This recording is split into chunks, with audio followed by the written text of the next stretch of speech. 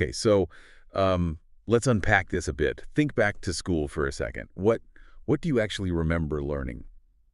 Hmm. Maybe you can still, pull out the quadratic formula if you had to, Mm. or figure out those weird train problems. Right, the two trains leaving different cities, yeah. Or maybe some obscure historical dates. Exactly. Stuff like that. But then, you step out into the real world and suddenly it's like, okay, what do I actually do with my paycheck after I pay rent? Uh-huh. Or it's just putting money in a savings account. Is that enough? Yeah. It's this weird cognitive dissonance, isn't it? Like, Yeah. A plus B, penny E, CC. The Pythagorean theorem, but maybe not the difference between, say, a stock and a bond. Or you know all about some battle from centuries ago, but you've got no real clue how inflation is, like, quietly eating away at your savings right now. It's incredibly common, that feeling, being really educated in lots of areas, but feeling totally unprepared for managing your own money. Yeah, it points to a pretty big gap in, well, in standard education, doesn't it? Absolutely. Feels like we missed a whole subject, a really crucial one. And that's exactly what we're diving into today. We're looking at excerpts from a source called The Money School. And this book, it tackles that exact problem head on. It argues that this gap in financial education isn't just, inconvenient. No, the author actually calls it a travesty, that we can graduate high school, even college, without basic financial literacy. It's framed as a really profound issue in the source. I mean, how can people have complex math skills or know detailed history, but not understand core concepts like equity or how fixed income works? Yeah, what is a bond, actually? Right. And this lack of basic financial knowledge, the author argues, it really handicaps people. It holds them back from achieving financial independence, financial security. It's a powerful point. So our mission for this deep dive, and this is really for you listening right now, is to unpack the main ideas from these pages. We want to get into why having this knowledge isn't just a nice to have, but why it's actually crucial, especially right now. Exactly. We'll look at how grasping these concepts can, fundamentally change your financial future. Mm-hmm. And we'll explore the key forces the source highlights, things that make this knowledge super urgent today.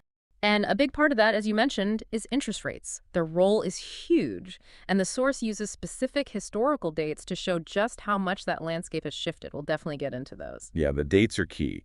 And we'll also look at the structured approach the book itself offers, how it lays out a path for learning this stuff. And as we go through this, our goal is really to help you cut through any feelings of intimidation. Finance can seem overwhelming, right? Totally. But the source material, it's designed to be accessible. We're here to pull out the essential insights for you, clarify things, and show you the path the book lays out. Okay, let's jump right in.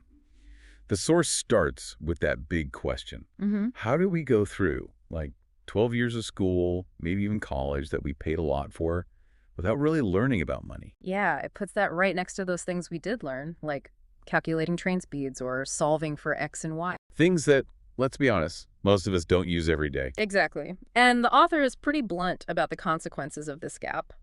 For so many people, the basic definitions of a stock or a bond, still a mystery.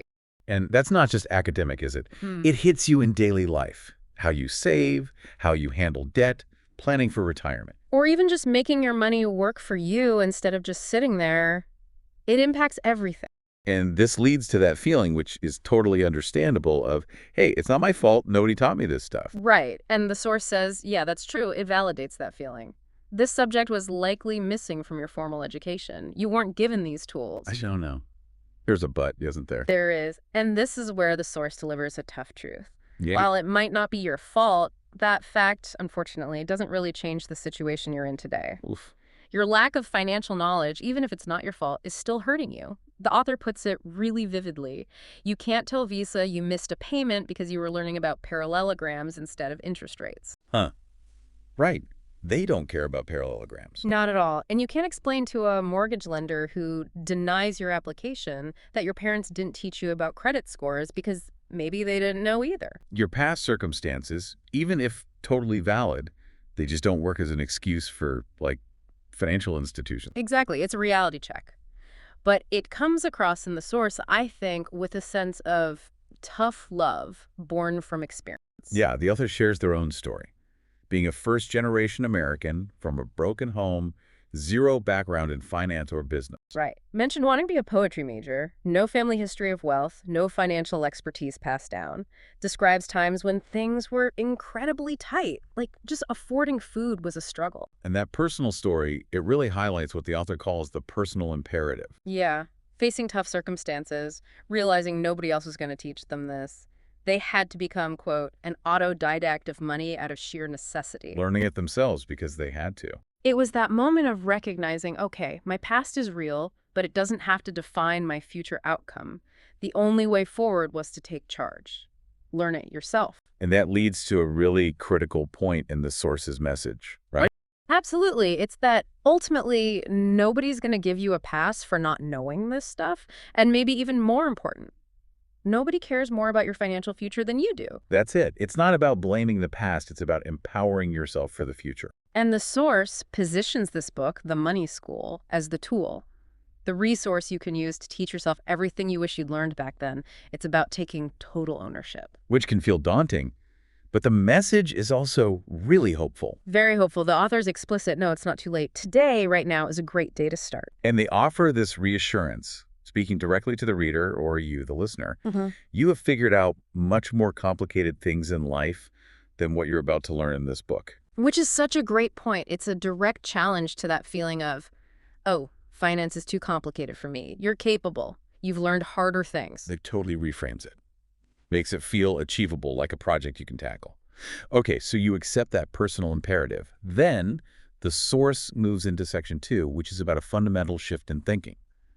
Making your money work harder. Yeah, this tackles a really common belief that the only way to get more money is just to work harder. You know, grind, hustle, earn more. Which, hustling is great, earning more is good. Absolutely valuable. But the source argues it's not the whole picture. Not if you want to build, quote, real, lasting generational wealth. So what is the core concept for that? It's not just about how hard you work for your money. It's about flipping that equation. Making your money hustle for you. Exactly. The author uses that analogy. You work hard for your money, long hours, real effort. It's time your money started returning the favor and working hard for you. And that naturally leads to investing. It does. And the source points out that the financial industry sometimes makes investing seem way more complicated than it needs to be. Oh yeah. How so? Well, the author uses the phrase unnecessarily complicated language. Sometimes the jargon, the way things are described, it can just intimidate people, make it feel inaccessible. Like it's some exclusive club you need a secret handshake for. Sort of. But the source argues the opposite. It cuts through that, saying investing is actually the easiest way to make money work for you. If, and this is the key. If what? If you invest some time up front, learning the best practices, you can't just dive in blind. Right. You need some basic understanding, which is crucial because the source tackles another big misconception head on. Which is? The idea that just putting your money in a regular checking or savings account is building wealth.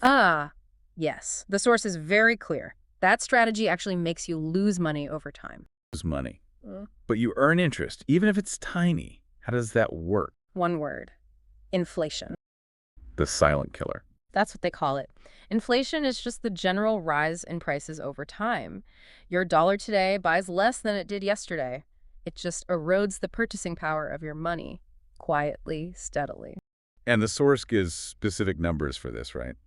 About the average inflation rate. Yes, it states that any account earning less than the historic average of inflation in the U.S., which the author cites as 3%, will actually see its buying power go down. So if your money isn't growing by at least 3% a year, you can buy less with it next year than you can today. Exactly. And they give a simple example to make it crystal clear. Imagine a basic savings account earning, say, 1% interest. Okay, pretty common scenario for many people. Right. Now, if inflation is running at that historic average of 3%, what's your real return? 1% earned minus 3% lost to inflation? That's negative 2%. Bingo, negative 2%. So what does that mean practically if I have $1,000? Practically, it means even though your account balance might say $1,010 after a year, thanks to that 1% interest, the stuff that cost you $1,000 at the start of the year, it now costs $1,100 because of 3% inflation. So my $1,010 can't even buy what my $1,000 could before. I can buy 2% less. You got it. You are literally losing purchasing power even while you think you're saving. Wow. Okay, so the source makes it unavoidable. You need your money growing by at least 3% just to keep up, just to break even on future buying power. Anything less, you're falling behind. Working hard, saving diligently, but the value of those savings is actually shrinking. What about high-yield savings accounts? They pay more. Good point. The source acknowledges them. Gives an example of one paying, say, 4%. That's definitely better than 1%. But still. But still, adjust that 4% for the typical 3% inflation. Your real gain in buying power is only 1% per year. Better than losing, but hardly getting rich quick. Not at all. It's a very slow climb. And this brings us right back to the why. This is why the source says you absolutely need to aim higher than just basic savings. Why you have to level up your financial market knowledge. Because just saving isn't enough. Not if you want to beat inflation over the long term. You need to understand how to make your money actively work for you, earning returns that actually outpace inflation. Which means learning about the financial markets. And that's where the structure of the book comes in. Right. Section 3. The Money School Curriculum, a Structured Approach. The source explains how the book is set up to deliver this knowledge. It's organized into 4 main courses. Yeah, it's a deliberate structure, designed to make this potentially huge topic feel more manageable. And each course has levels: beginner, intermediate, and advanced. Okay, 4 courses. What's the focus of each one? So, course 1 is all about the stock market. What stocks are, how the market works, the basics of investing in companies, the fundamentals. Got it. Stocks first. Course 2. Course 2 shifts to debt. But importantly, the kind of debt you own, not the kind you owe. Being the lender, not the borrower. Exactly. So this covers things like CDs, certificates of deposit, and bonds, how fixed income investments work, how you earn interest by lending your money out. Okay, CDs, bonds, fixed income.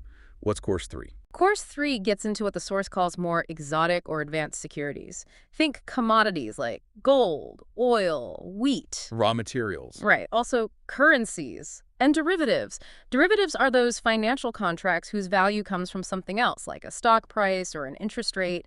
Generally more complex stuff. Okay, so stocks, then fixed income, then more advanced things.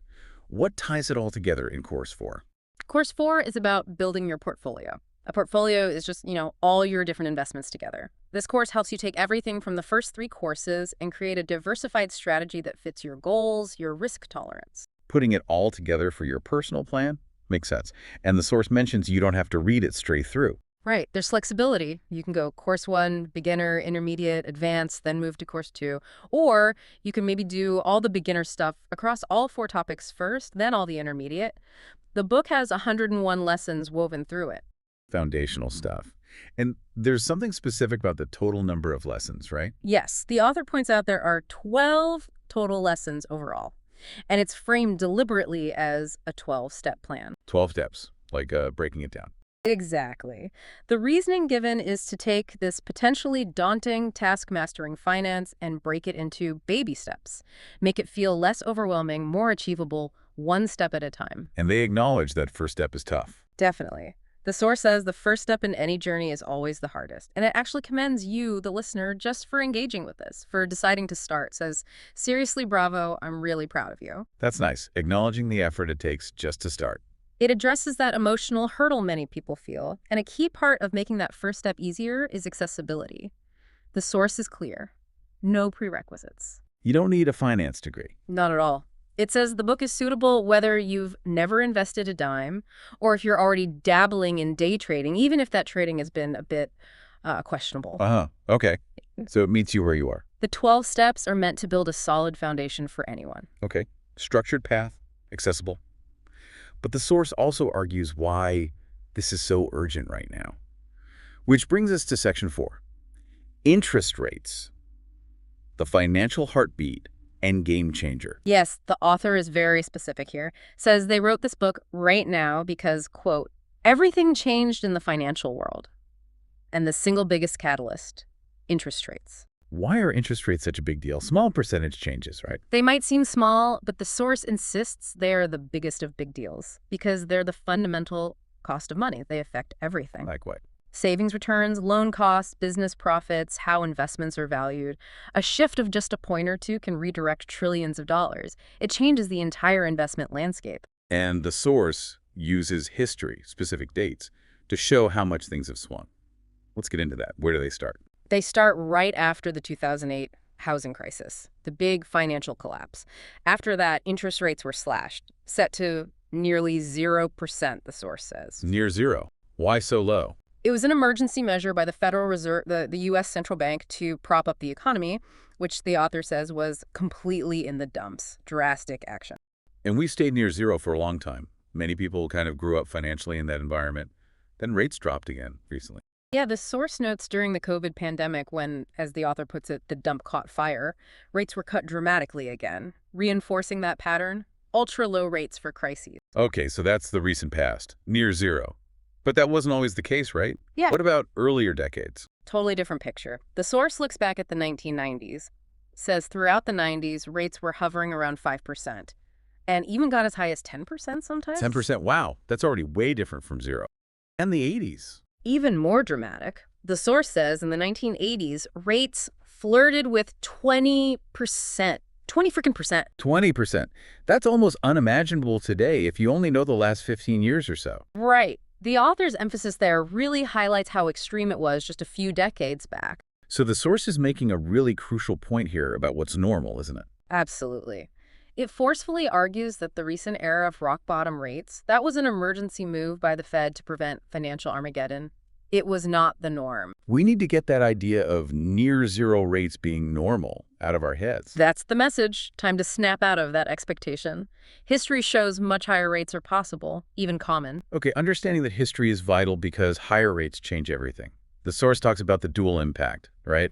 Good for some, bad for others. Definitely. For borrowers, people buying homes, cars, getting business loans, higher rates mean borrowing costs skyrocket. You pay way more interest. Makes big purchases much harder. Okay, bad for borrowers. Who wins? Investors and savvy savers, especially those using high-interest-bearing vehicles. Higher rates mean they can earn much more income on their money. Yields go up. So interest rates kind of act like a guide for where money should go. The source uses a great metaphor. Interest rates are the heartbeat of the financial world. Paying attention helps investors put our finger on the pulse of the best place for their money at any given time. How does that work in practice? Low rates versus high rates? Okay, so when rates are super low, like post-2008, Yeah. during the pandemic, traditional safe stuff like savings accounts, CDs, bonds, they offer really weak returns. Meh returns, the author calls them. Right, not very exciting. So investors seeking decent returns are often pushed towards riskier things, mainly the stock market. The source mentions the surge in stock market investments over the last 10 years because of this, and cites average returns hovering around 9% after adjusting for inflation during that period. Stocks look like the only game in town for growth. Makes sense. Low rates pushed money into stocks. What happens when rates rise? Then the picture flips. The allure, the attractiveness of those safer investments, bonds, CDs, the stuff from Course 2, it increases. They start paying competitive yields again. So they become a real alternative to stocks. Yeah. Especially if you want less risk or more income. Exactly. And the smart investor, according to the source, understands this dynamic. They stay on top of interest rate fluctuations. They're ready to move their money strategically between different assets as rates change. It's about being adaptable, not just sticking with one thing forever. Precisely. And this isn't just about today. The source stresses rates will change again. It's when, not if. So you need to be ready. Understanding how changing rates change the game is fundamental. And here's a key takeaway from the source. While the economy shifts, solid investing principles, understanding assets, risk, how rates affect things, those remain constant. So mastering the fundamentals helps you succeed no matter what rates are doing. Whether you're on step 1 or step 11 of that 12-step plan, it's about the foundational knowledge. Wow. That historical context on interest rates 20% in the 80s, 5-10% in the 90s, near zero post-2008. Understanding that wasn't normal. That really changes how you think about saving and investing, doesn't it? It absolutely does. It makes the case for why you can't just ignore this stuff, why you need to be an active participant. It moves you from just hoping for the best to actually making informed choices. Choices based on understanding how the financial world actually works. And the source really brings this home by connecting it all back to a personal journey, Section 5. The personal journey of self-education. The author shares more personal details here. Yeah, it makes it incredibly relatable. They talk about growing up where financial security meant literally hiding cash, the example used is under the sink, instead of putting it in a bank to earn interest. That's such a vivid picture of a different mindset. It really illustrates how financial habits get passed down, even if they're not optimal for building wealth today. The author says it wasn't clean or easy to break that suck cycle and learn to trust banks and investments. And they're really open about their own struggles, right? Very open, lists things like being broke, deep in debt, overspending, feeling totally intimidated by the stock market, retirement plans, experiences that many listeners might recognize. Yeah, for sure. And that feeling of relying on others who you thought knew better. That's a powerful point they make. Leaning on family or even supposed experts who gave bad advice because the author lacked their own knowledge led to bad outcomes and feelings of guilt and shame. It highlights how vulnerable you are without your own financial literacy. Totally. And they describe searching during their absolute darkest days, like elbow deep in credit card debt, eating brown rice and beans, kind of broke for a practical guide. A crash course. Yeah, a crash course in money lessons, but crucially, in plain English, sans jargon. Practical, clear, simple information. And the realization. The realization was stark. There wasn't one. Couldn't find that single, straightforward resource they needed. And that's why they wrote The Money School. Exactly. The source presents the book as the direct answer to that need. The author says, "It is packed with all the information I wish someone had taught me." They're basically being the professor you never had. Providing the education they couldn't find when they needed it most. Which makes the whole learning process feel really empowering. The source stresses again, your grades in school. Irrelevant here. No test, no grade. No ego stress. It's purely for you, for your well-being now and for your even richer future self. Takes all that school pressure off. And you can choose how you do it, right? Yeah. Shout it out or keep it quiet. Yeah, you can shout from the social media rooftops or go millionaire next door style, keep it private, your choice. But either way. Either way, the source says it's an honor system. If you try to cheat the process, cut corners on learning. You're only cheating that really important person who honestly doesn't deserve that anymore, meaning you're only cheating yourself. That really puts the responsibility on you in a good way. It's your future.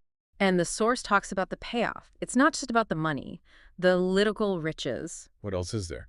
There's also the richness of feeling safe and secure. And the author reflects that, for them, that feeling safety, security, ultimately proven to be more valuable. Interesting. So the money enabled the feeling, but the feeling itself was the bigger prize. That's the sense you get. Getting the money was necessary, but the peace of mind was the ultimate value. That's a really powerful insight. It's not just the balance in your account, it's how you feel about your future, your ability to handle things. And knowing that informs the author's hope for the reader, for you. They wrote the book to help you get there sooner, avoid the many money mistakes they made. Especially around the stock market and investing early on. Right. It's about gaining the knowledge so you have that feeling of always having your own back, financially speaking, because you understand how things work. And there's an emotional piece, too, about forgiveness. Yeah, the source touches on that. Hoping the knowledge helps you forgive your former self for past mistakes or lack of knowledge, and at the same time, give your future self some tough love. Meaning, now that you know better, those old, unhelpful financial habits, they're no longer acceptable. Time to set a new standard for yourself. Wow. Okay, so it really covers the whole journey. The problem, the personal struggles, the practical solution, the crucial context like inflation and those wild historical interest rates, 80s, 90s, post-2008, and the ultimate goal, not just wealth, but security and empowerment. It really does distill it down, takes complex ideas and puts them into a practical, actionable path, grounded in real struggles and offering a clear way forward. So what does this all mean for you listening right now? We've taken this deep dive. We've explored why this financial education is so critical, how it was missing for so many. We've seen the impact of inflation, that silent wealth killer, and really dug into how interest rates change the whole game. Those dramatic shifts from 20% in the 80s down to the 90s levels, and then those emergency near-zero rates after 2008 and the pandemic, understanding that history is key. And we looked at the path forward presented in the source, those 4 courses, the 12 steps designed to build your knowledge piece by piece, no matter where you're starting from. The real value here, I think, is gaining that understanding and confidence. Moving from maybe feeling intimidated or having to rely on others to feeling empowered and secure in making your own informed financial decisions. So as we wrap up, here's a final thought to chew on, straight from the source material we explored today. Given that the author ultimately found that richness of feeling safe and secure even more valuable than the literal riches themselves, which of those two outcomes is the real deep-down driver for you? Is it mostly about chasing the number in the account? Or is it more about pursuing that fundamental feeling of safety, security, and control over your future? Something to think about. Yeah, consider what truly motivates you as you think about your own financial journey. Thanks for joining us on this deep dive.